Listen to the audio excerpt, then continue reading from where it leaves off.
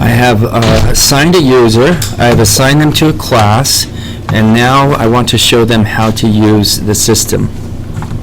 So, they're going to go to the icon on their screen that has got an A+, red A+, with a world behind it. On our screen it doesn't look like that. So Chino Adult A+, I'm going to double click on that. So on your screen you'll see a world, an A+ with a world behind it.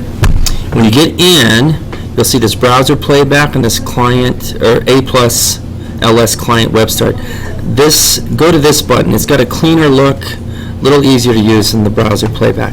It takes a minute for it to come up. Sometimes if it doesn't come up, wait a minute, click it again. So your logon name is your attendance number that we've assigned you, the office assigned you, and we've assigned you for this.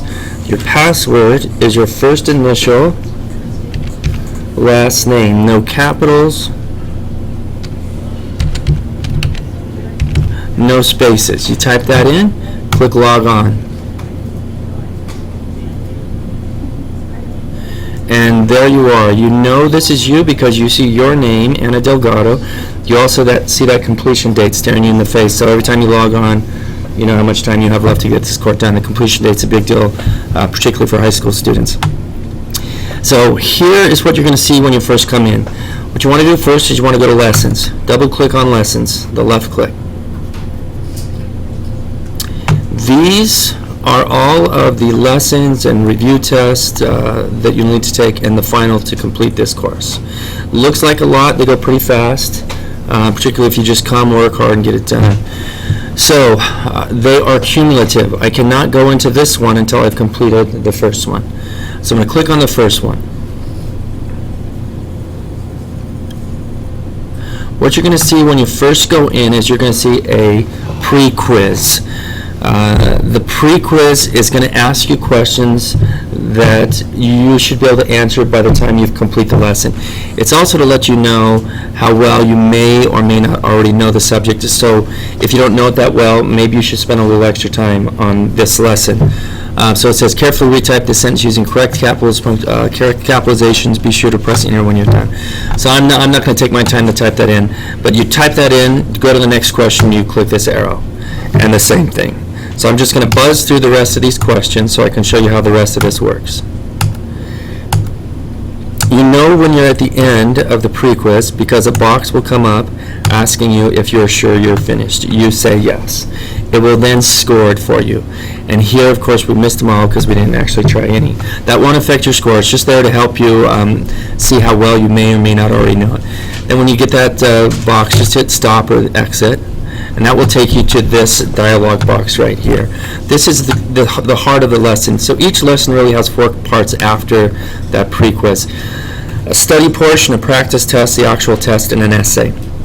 You see how this box is this light blue color as opposed to gray. That means you can get in there right now.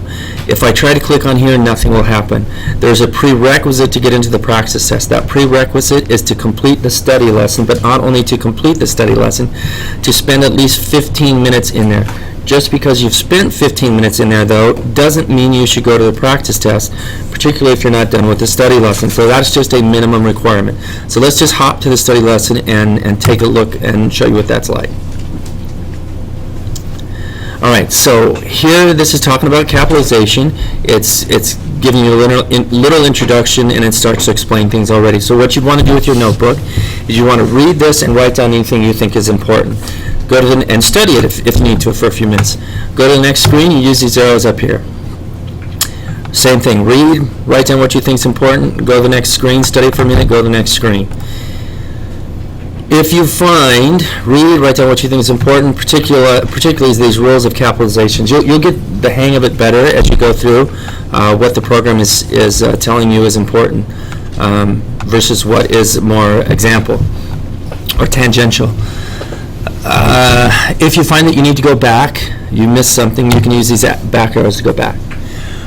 When you're done with the lesson, a box will come up asking you if you're sure you're finished. You say yes. And then come over here and hit stop and it will take you back to this screen. Now you see how this practice bar screen is still in gray.